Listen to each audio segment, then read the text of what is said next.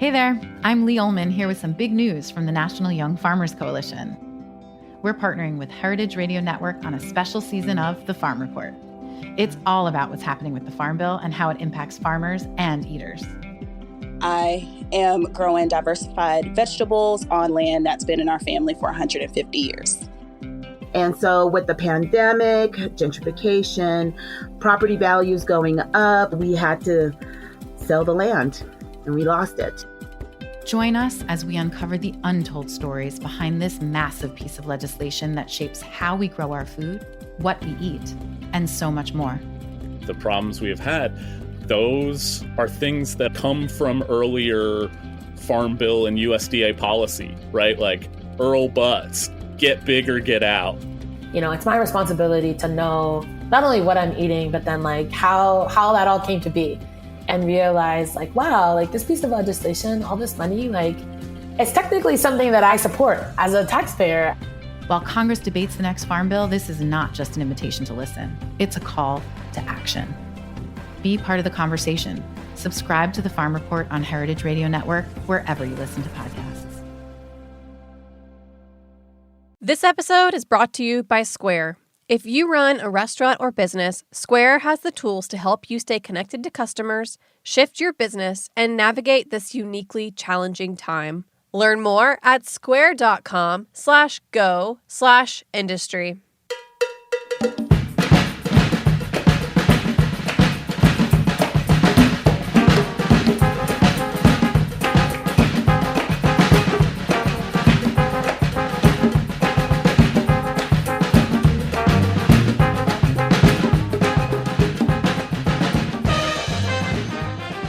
Well, hello. Welcome to All in the Industry on Heritage Radio Network.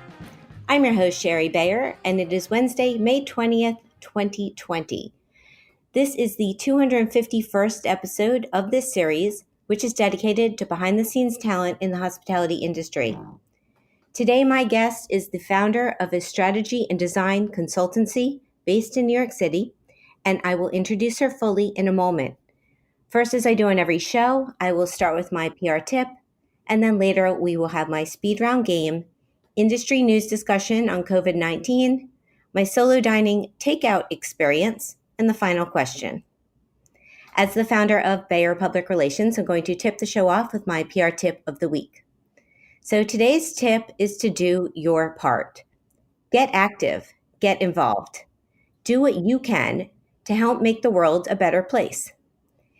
As we adjust to a new normal with COVID-19, it's important to remember that we can be of service and that our acts and efforts, no matter how big or small, can make a difference. It's not about doing the most or the best. It's about doing something and what works and feels right to us. So do what you can and do it with pride, as change and progress is a collective effort. That's my tip today. Now, I'm very happy to have my guest on the show with me. It is Anna Polonsky, founder of Polonsky and Friends, a strategy and design consultancy for those who use food as a beacon for community and change.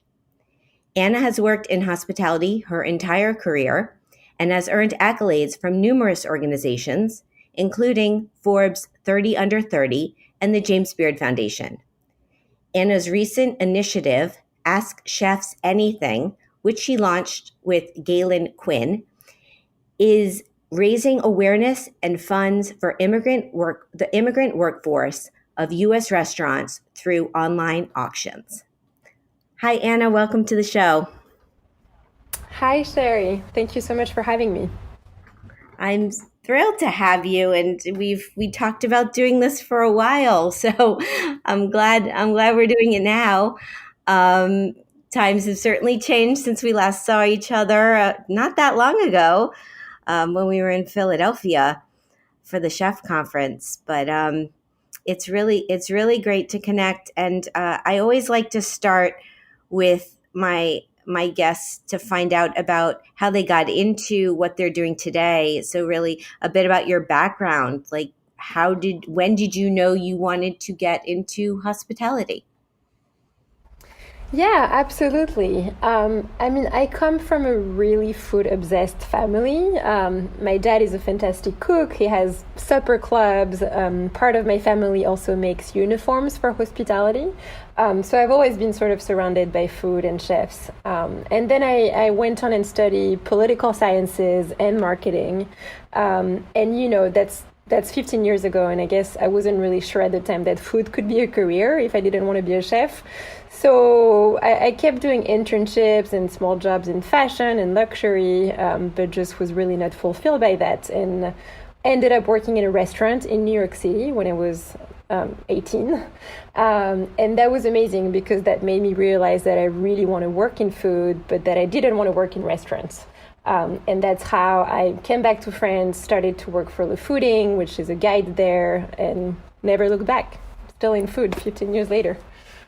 Amazing. So did you grow up in Paris?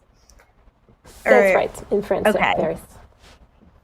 So, wow, I miss Paris. Just as someone who's visited and loves that city. And is your family still there? Yeah, they're there. I have a little bit of family in New York, but most of them are in France. So. Yeah. Well, yeah, everything happening today is affecting everyone around the world. So I hope I'm going off normal questioning, but is your family doing well? Or how are things in Paris? Yeah, thank you for asking. Everyone's healthy, thank God. And the shelter-in-place order just ended, so things are slowly going back to the new normal, I may say. And, a lot of our friends work in food, so it's just good to see how much the government has supported them there, and that they can try to go back to business somehow right now. Yeah, well, that's good. So Le Fooding, for people who don't know what that is or was, can you tell us? For sure. Le Fooding started as a guide. It's a really powerful food guide in France. But it started 20 years ago at a time where really the Michelin guide was the prevalent media for restaurants. And there was some of the first, if not the first, to sort of challenge that notion that good food has to be the Michelin way, luxury dishes and a lot of staff and tablecloths and all of that. And so Le Fooding was really became a platform for a younger generation of chefs who were doing amazing things that were not Michelin compatible. And by that, I mean all the bistronomy movement, all the, wine bars movement, all those things. And it also involved into a bigger agency, not just the food guide. They quickly did very innovative food events. They were some of the first to mix chefs with music and arts. Things that everyone does, 20 years later, but it was very innovative. So that's where I started. Yeah. And then you launched the MP Shift. That was in New York City. What inspired you to do that? So, Le Fooding, I was working with them. I was a partner for 7 years. I started their branch in New York, and through that was able to work with incredible chefs from all over the country. And I think they really helped me. They really shaped my approach to food, which was always more than just food. It was always food as part of a bigger culture. Like I said, we would always mix food with design and art and music. So that was really my background. And after I left, because I didn't want to do so much event planning anymore, for a second I started to help chefs to do their own marketing strategy. And I realized that often the problem was not just the PR, the problem was just that there was no cohesive storytelling from A to Z. So they would be amazing chefs, but they might not know how to translate that into interiors or graphics or messaging. And that's when I had the idea of creating the MP Shift, which was, one of the first 360 creative agencies for hospitality. And I partnered with an old friend, and it became what it was, and it became more than we expected, to be honest, because when I started with that idea, a lot of chefs, friends of mine, would laugh at me and say, food restaurants, it's not like any other product. You can't just have someone out of nowhere coming in and doing a 360 for you. It's something that's so special and personal. And I very much agree with that, with the fact that it's personal, but I see the role of a creative agency. We're here to support that personal vision and to make sure it's properly translated. So it ended up working out well, and 3 years in, we won a James Beard Award and get a lot of recognition. And yeah, I think it was a good proof of concept, ultimately. Oh, absolutely. And tying in, I think your idea was storytelling. I mean, to me as a publicist, it completely makes sense. And I mean, the restaurant design is, knowing the story, it's part of the whole experience. It's the part of the brand. And and back when you won your James Beard Award, which is amazing, we did a little interview from there, I remember, in Chicago. And that was that was incredible. And how did winning that change anything with your career? Did it? I mean, if at all, or, what was the result? Yeah. I remember you were one of the first we talked to after that. I know. I'm very honored. But yeah, look, no, that was a game changer. Honestly, I always tell everyone it's just, it's been bigger than any article in the press we could ever get. That was just massive for our careers. And I think, there was good and bad coming out of this. From a self-confidence perspective, that was wonderful. I think it also gave us the recognition we needed to convince people who were skeptical about the concept of the company. And so definitely the business grew a lot, and we ended up hiring a lot of people, getting bigger clients. But for me, that almost became a drawback, because as we grew, we just were more and more disconnected from more soulful projects. We couldn't really take on smaller passion projects anymore. We had to keep working on bigger and bigger developments, and all the clients were great people, but I would say that they weren't so passionate about food any longer. It was more clients who were using food for business purposes, but there wasn't any bigger purpose to it. So yeah, that's interesting. And so what led you to launch Polonsky and Friends and come up with the name too, of not calling it I don't know, Anna Polonsky LLC? Well, what I just talked about is really what made me realize that I loved my clients, and I loved the scope we had developed with my co-founder at MP Shift, but I just really, my passion is food. I come from food. I don't come from design or from marketing initially. So for me, it was important to work with people who were equally passionate about food. And I think also, our country's been going through major political changes the past few years and a lot of chaos. And so I just was more and more conscious about what my role was into all that and what I could bring to the society, So Polonsky and Friend is really this idea that food can be used as a beacon for change, as you were saying in the introduction. And so I still offer the same services. It's still, strategy and design, but I'm really trying to focus on clients who use food with a greater purpose. And the purposes can be multiple. I mean, it could be sustainability, diversity, education. It just needs to be more than just having a hip restaurant. So that's how the idea came. And, the name itself, all my friends told me it was time for me to own my brand, because I was Anna from Le Fooding for almost a decade, and then I was Anna from MP Shift. And so they were just like, you can't create another brand now, it needs to be you. But I just felt like Polonsky could sound really Wall Street or lawyer-ish. So I wanted it to be more playful. And, the and friends aspect is very important for me. And in the way I handle my work nowadays is I really think that, I think COVID has shown that a lot, right? We can really help each other and work and create better work as a collective. So I see myself as a strategist and creative director, but I constantly collaborate with incredible talents, whether they're graphic designers or architects, or writers. So it's me, but it's me and a lot of friends always. Yeah, no, I love it. It's wonderful, and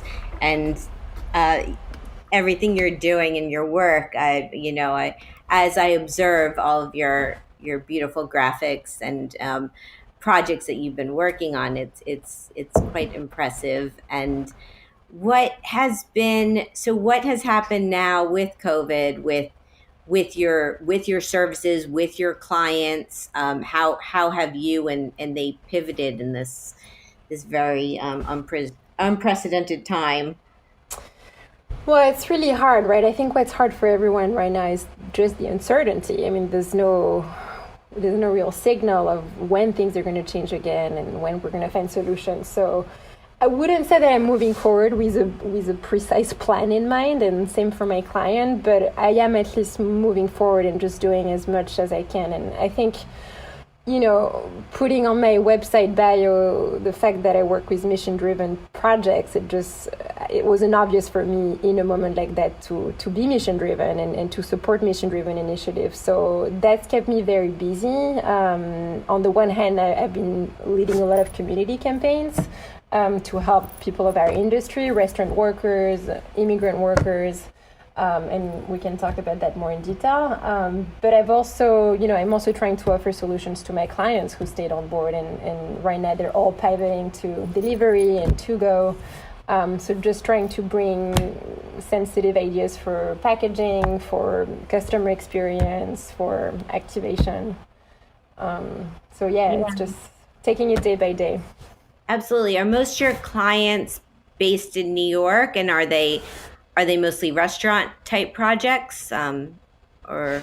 It's a lot of restaurants. In terms of location, it's a mix of New York, Paris, and California at the moment. Most of them are restaurants, although I am also working with a few NGOs and bigger brands, hospitality or hotel brands. Yeah. Well, before we get to your initiative, why don't I ask my question from my last guest, because it ties in.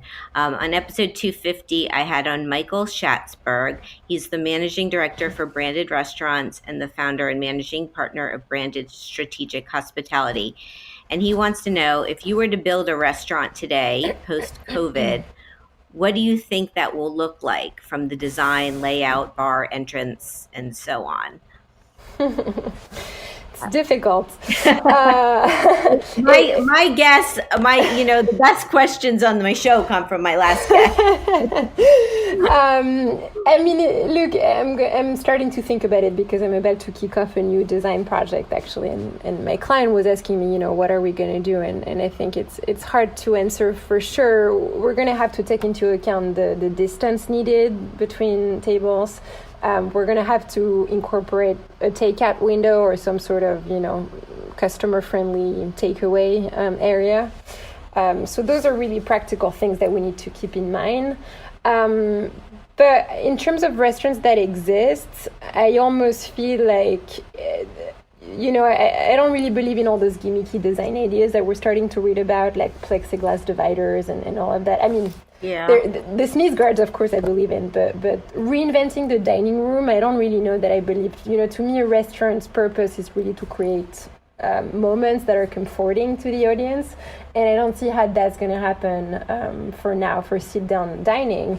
But I do hope that restaurateurs can use the time, and hopefully for some of them, the PPP, to create new formats, and if it has to be to-go or takeaway, I feel like we can come up with really creative ideas to make that experience well-designed and soulful. So that's sort of where I'm trying to put my thoughts towards right now. Yeah, soulful. We still need that. It's like, that's some of these new things I've read about and seen too. I'm like, that's what it's missing. It's like more of it's a function or a safety, but it's not soulful. So word there. Yeah. Well, I think the instinct for everyone in New York has been to just go to delivery because it's something that's been in the culture forever. But I haven't seen for now a lot of creativity in the offering. It's either just a la carte takeaway or boxes. And I think there are different ways to do it. I was looking at what's happening in Paris. Even a chef like Daniel Rose, who cooks at Le Coucou in New York, but he has restaurants in Paris. I love that he's been doing all those more family styles option. He has a lot of stews and blanquettes that you can take away and that feeds the whole family. And, I like that idea that it's something that can incorporate in your routine at home. You can freeze the leftover, or you can serve it with something that you cooked rather than just ordering a portion à la carte. I don't see that as a very long-term solution. Yeah. And it's got to be interesting to look at what's happening in Paris and other parts of the world and how everyone is dealing with this, because this has affected all of us. So we can learn from each other. Totally. So this awesome initiative that you started, Ask Chefs Anything, how did it come together? So my friend Gayleen, who really instigated this initiative, Gayleen Quinn, she, like we both work at the intersection of food and impact. So, we've always been interested in how to work with chefs, but also, again, how to work towards the greater good. And so when COVID hit, I had on my end created an initiative to support restaurant workers. I designed an apron with Brigard, with all sales supporting the Restaurant Employee Relief Fund. So I was trying to look for ideas, and Gayleen had the idea of Ask Chefs Anything. She called me because she had a relationship with Chef's Warehouse, which is a wholesale food distributor. So she knew that she could get highly discounted groceries, and that could be really useful to feed people who don't get any support, such as the immigrant worker community. I was obviously, totally game to help. It's a community that's really the backbone of our industry. And they pay a lot of tax every year, but they've been entirely ignored by the government. So was happy to jump in, and all of this came together really fast. Galen has been handling all the logistics, food distribution, all the community centers, relationships, and I've been helping a lot with my team on the branding and the strategy. And now we have fabulous volunteers helping us as well. We're a little army of volunteers, Lee, Andrea, amazing women helping us. And we have also local project managers as the initiative is becoming national. Yeah, so talk a little about what the initiative is and how Ask Chefs Anything as an auction, and it's beyond, it's chefs, but it's also strong or industry personalities, and I also, I was impressed from the get-go when I saw it online that you did it in New York City, and then what do you know, a day later you're like, we're in Los Angeles now, and then that ends and you're like, and now we're in Philadelphia, and I was like, wow, you're bringing this everywhere. It's literally how it happened. those decisions are literally being made in 24 hours every time, so I'm glad you noticed. I did. But yeah, so sorry, I forget, obviously not everyone knows about the actual campaign, but the way it works is really easy. Basically, we're asking people who know food and love food, so whether it's professional chefs or writers or artists who love food, we're asking them to auction off 30 minutes of their time. And that's 30 minutes where their auction winner can really ask anything. So it's often been a mix of cooking tips and recipes and career advice. And we found that it was really a sweet spot in terms of fundraising because it's a very light ask for chefs. Right now they're obviously busy with personal matters, so we didn't want to ask them too much, and all we asked them is a couple of Instagram posts and 30 minutes of their time with the winner. And then for winners, we thought that was a really nice experience to offer at a time where we can't offer anything material at the moment, and there's not going to be any experiential in reality. So what a nice way to connect with some of their heroes. And then, for me, as I was saying, I'm very attached to storytelling, and I think it's a beautiful symbol to have some of our industry's biggest name come together and support the community that we never talk about, that we never see in our industry, all those backstage workers helping us. Yeah, no, you're making it's having access to these people who love food, who are industry leaders, and for their getting their time. And it's also, I know it's not just a phone call, it's like I think you're doing, it's like a video 30 minutes with them, where they can ask them anything. And you've been raising a lot of money through this auction. How did you set your goals, and where are you now with the funds you've raised?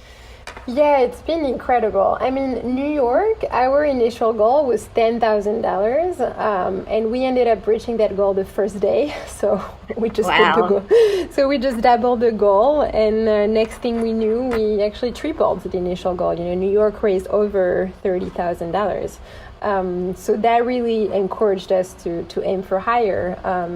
On the other end, we knew that New York was a little bit of a special case. There are a lot of national stars in New York, a lot of foodies.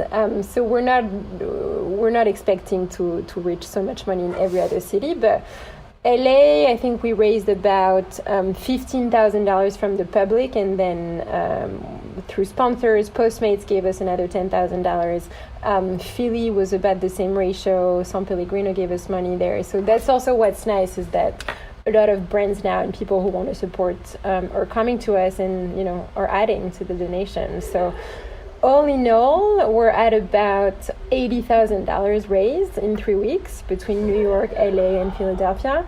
And once you remove the auction site fees and such, that's the equivalent of 75,000 meals delivered.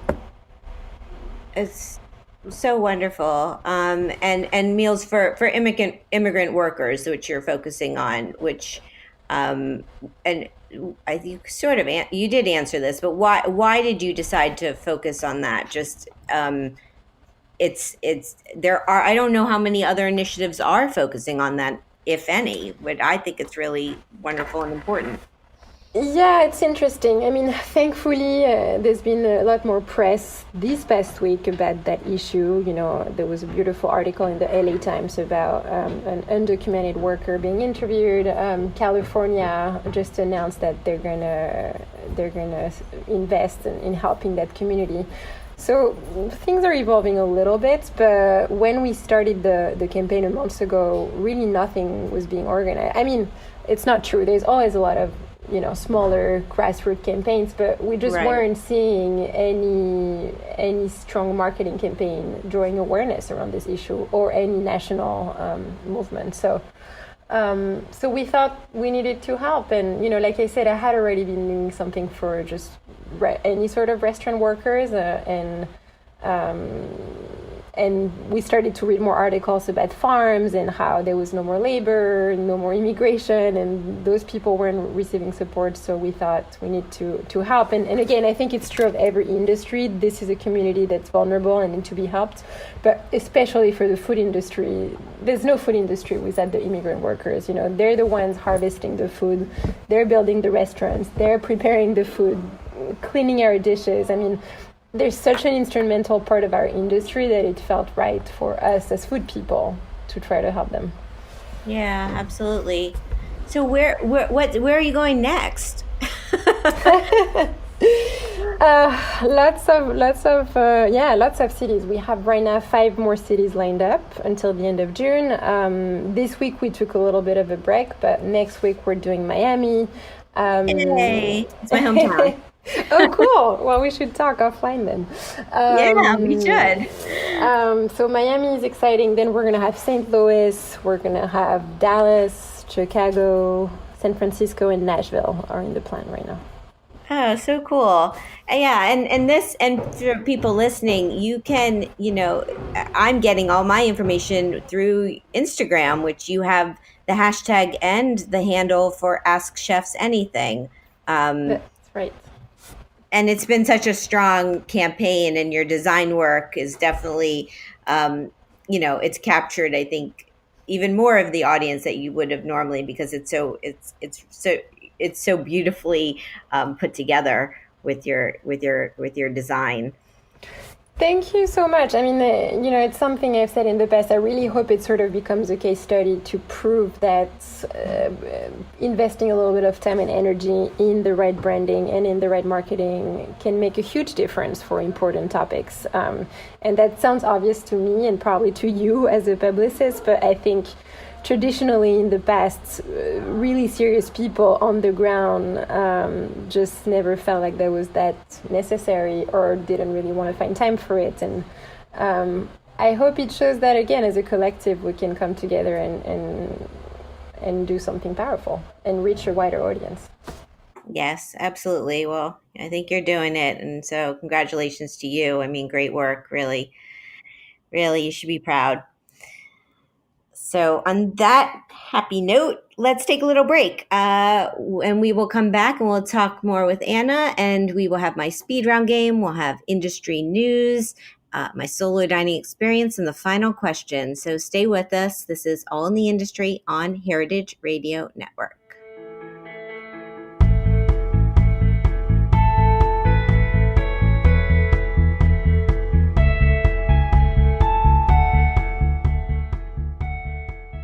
This episode is brought to you by Square.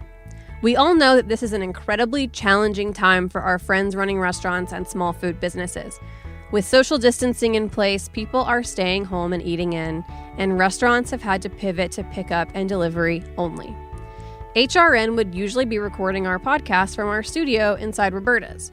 But since they've had to close their dining room, they've ramped up their frozen pizza production, set up a wine and grocery shop, and seen their delivery orders skyrocket. Like Roberta's, many restaurants have been changing offerings day by day as they figure out how to best serve their customers. If you run a restaurant or a small business, Square has the tools to help you adapt. One of these tools is the Square online store. It lets you set up a free online ordering page with curbside pickup and local delivery so you can keep customers safe. You can deliver orders yourself or integrate with delivery partners. Its Order Hub lets you manage all your incoming orders in one place, no matter which delivery partners you choose to use. Square has all the tools to help you stay connected to customers no matter where they are. See everything that's available by visiting square.com/go/industry.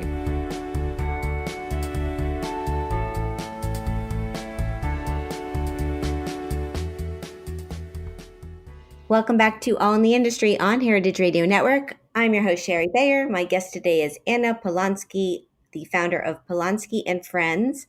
And Anna, it's time for my speed round game.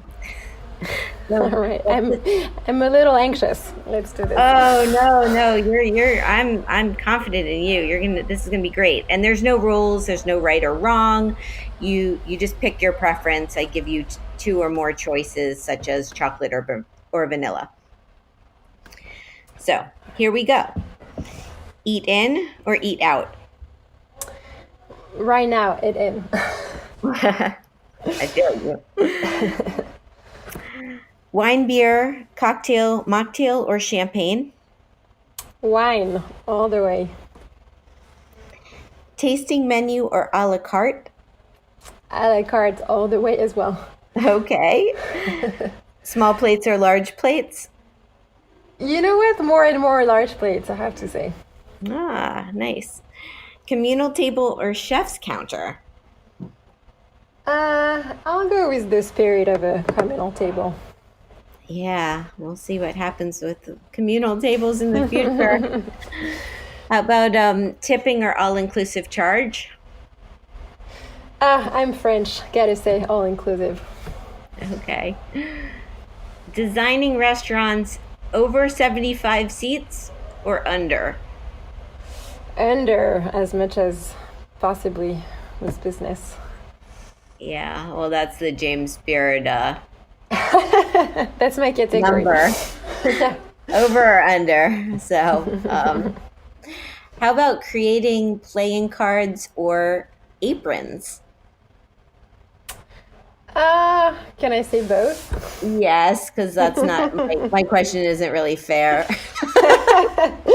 I have created both, but I also feel like both are a good thing to use during COVID, so I'm all for it. Yeah, well, you did. I mean, for people listening, you did create both, and they're playing cards. The We Are Chefs cards were really cool. Thank you. They're still available for sale. They're cards highlighting women chefs of America, and you can find them on our website if you want to play with them. Fabulous. Okay, two more. Cheese plate or dessert? Dessert, if I have to choose. I had this moment. I'm thinking cheese. Maybe she's gonna go cheese from delicious plates in Europe. But okay. There is a quote on that note that I was reading about a couple of years ago, which is that a dessert without cheese is like a woman missing an eye. I sort of agree with that. All right, that's a good one. And my last one's Manhattan, Brooklyn, or Paris. It's hard. I mean, Brooklyn over Manhattan, but Paris forever. Well said. Okay, so industry news. I've been covering COVID on my show, and I have 2 articles. The first, I guess we kind of referenced it a little before, but this was on a site called C News, and the title was Coronavirus, a designer has found the solution for restaurants. And it's talking about how a French designer has designed these plexiglass bells that hang from the ceiling, and it's kind of like a large visor, I guess you'd say, around the person sitting at the table, and there was an image of it so you could get the visual of like 3 people sitting around the table with these like visors over them as a way to help with keeping versus having masks on and keeping us safe. I can't say I really loved it. What was your take? I mean, I have to say, of all the solutions I've seen popping up, it was one of the nicer ones, the way that was designed, those sort of glass bells over people. But then again, I just feel like, is this really the experience we want if we want to go out and get comfort? I'm not sure. I'm more excited right now by the idea that possibly streets will be closed and outdoor dining will be possible rather than those plexiglass cloche.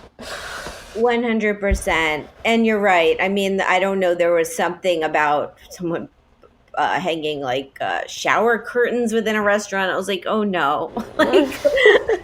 I can't.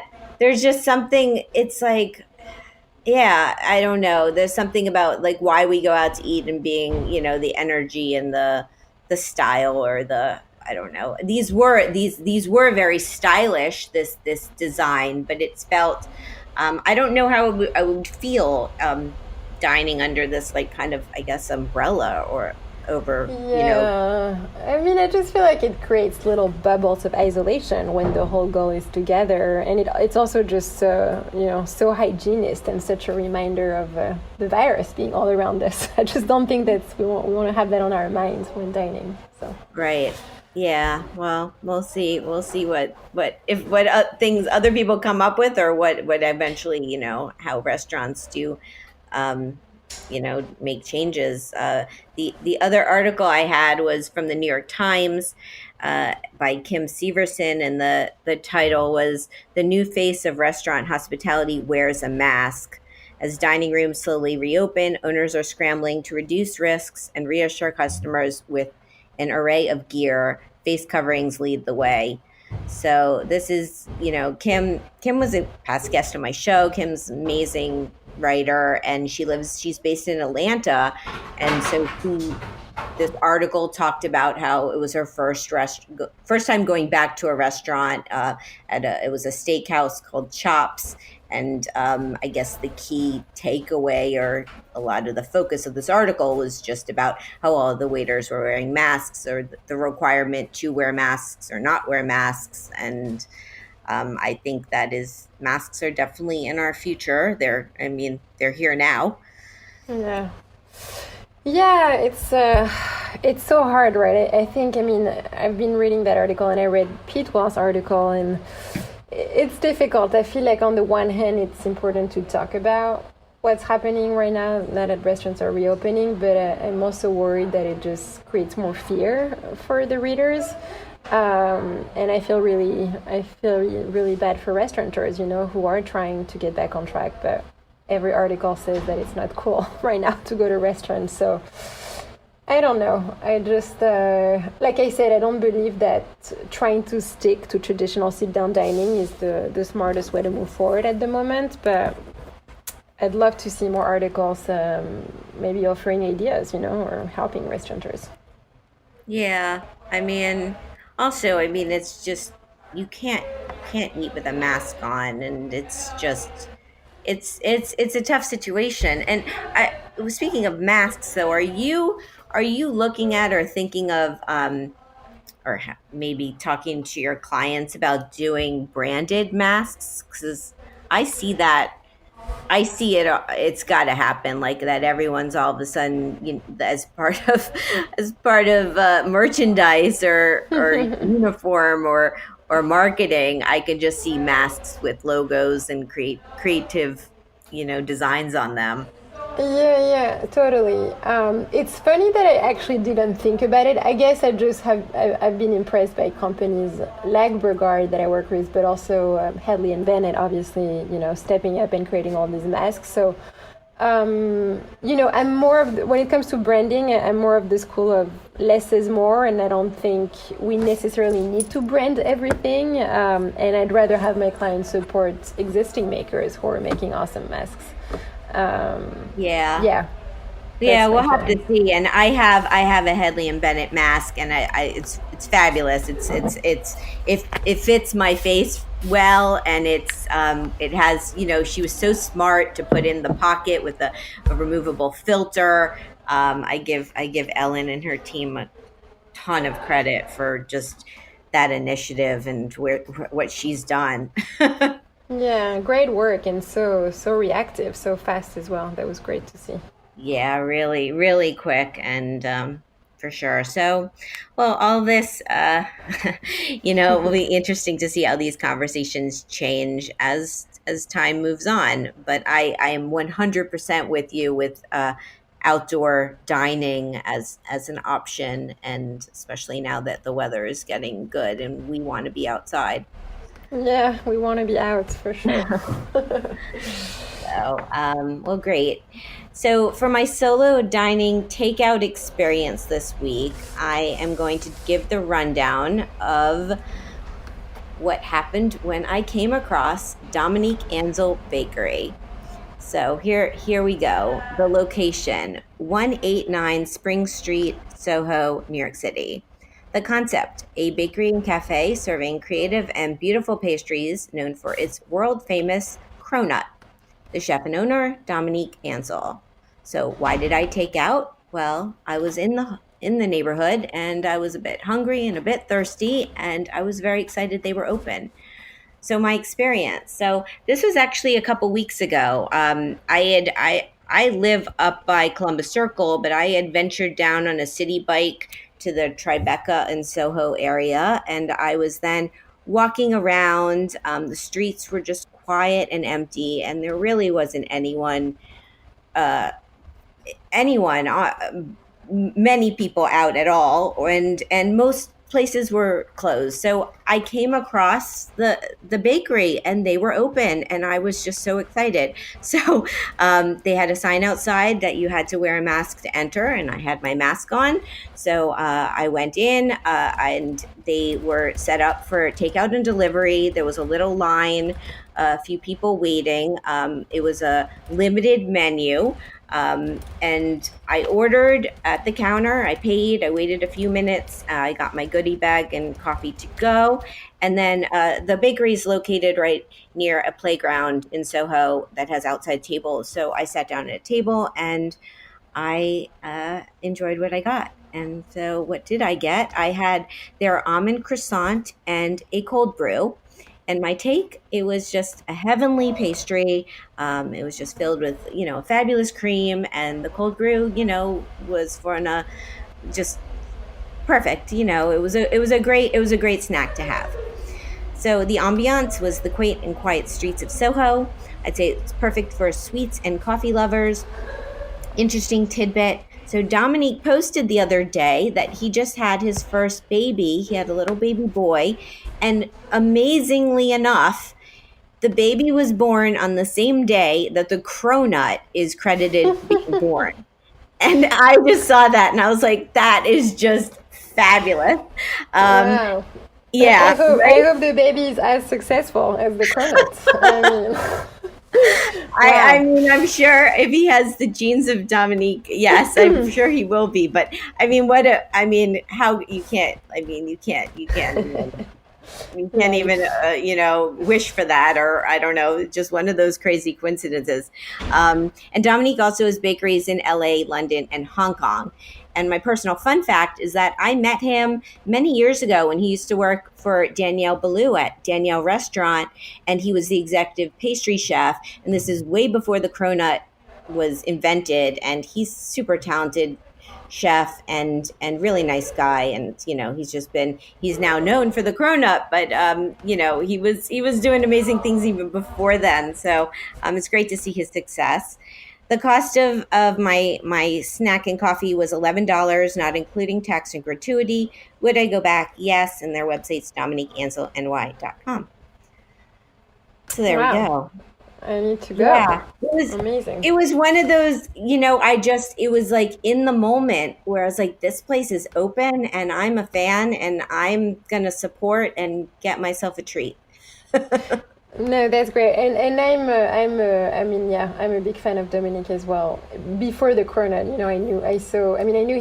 I knew his work from France, and then saw him evolve in New York. So he's a great guy, and so is Amy, his wife. Yeah. No. If you're in this West Soho area, you should check out my husband's cafe that just reopened as well, Au Cafe on 6 and 12. What's it called again?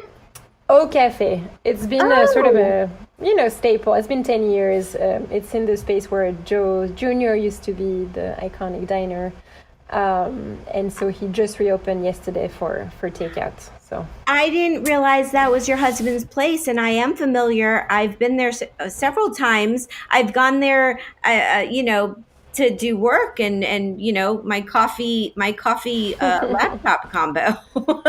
Amazing. I hope you had the pain de queijo, which is delicious. I have. Something really nice that he actually just started doing today that I think is a good idea for any neighborhood place reopening is that he's sort of partnering with a lot of other places from the neighborhood, including a trattoria that makes fresh pasta, including with Sullivan Bakery, that bakes bread. And he's going to carry some of their products at Au Cafe and maybe the other way around. So sort of like promoting the neighborhood's makers and foods. It's such small world stuff because Sullivan Street Bakery has been a client of mine, and I just met up with Jim Leahy yesterday, and we talked. I'm gonna do some more work for them, and he had mentioned to me about Au Cafe. Like it's all tying together. Perfect. So I love seeing the support and the partnerships. It's really great. It's great. Yeah, small world. So more for us to talk about after the show, for sure. Totally. Okay, so it's time for the final question. My next guest is Kevin Boehm. He is the co-owner of Boca Restaurant Group, which is based in Chicago, and it's such a wonderful, successful restaurant group. He has over 20 restaurants, and Kevin is also a part of the Independent Restaurant Coalition. I'm really excited to have him on the show next week. So, Anna, what would you like to ask him? Well, I think, it's something we just touched on talking about press, but I'd be curious to hear from such a talented restaurateur and restaurant owner. Where does he feel like our community, the media and the marketing and design community can be most helpful right now for restaurants, because I think a lot of us have a little bit of free time at the moment and are desperate to help. So I'd love to hear more from restaurateurs what they need. I think a lot of them don't take the time to think about what they need or don't dare asking for help. So it'd be great to know. It's great. Thank you. I will ask him. And it's a really good question. And so we'll have to see what he says. So that's the show. And you are just wonderful. And I just want to say Like keep up all your amazing efforts and everything you're doing and with your business. I wish you so much success, and just congratulations on it all. Like you're very inspiring to me and to other people as well. Thank you so much, Sherry, and thanks for always giving me a platform to talk. I really appreciate it. Oh, anytime. So my guest today has been Anna Polonsky. She's the founder of Polonsky and Friends.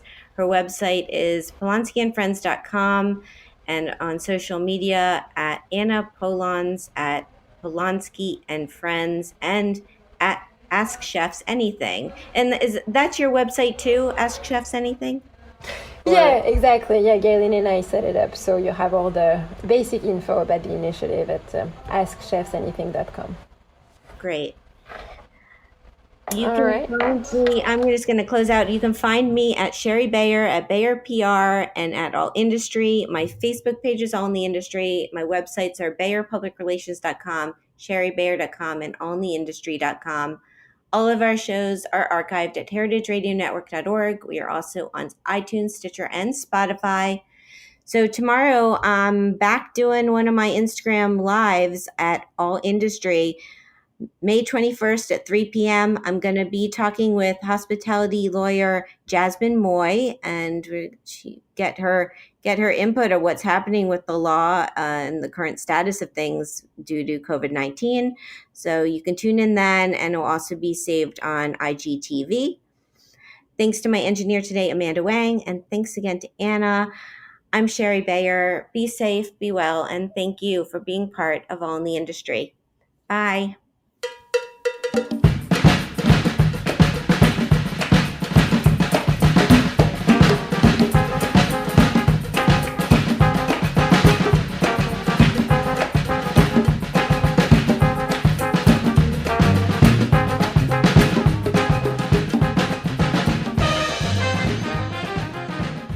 All in the Industry is powered by Simplecast. I'm Sherry Bayer, and you're listening to Heritage Radio Network, a member-supported podcast network broadcasting over 35 weekly shows live from Bushwick, Brooklyn.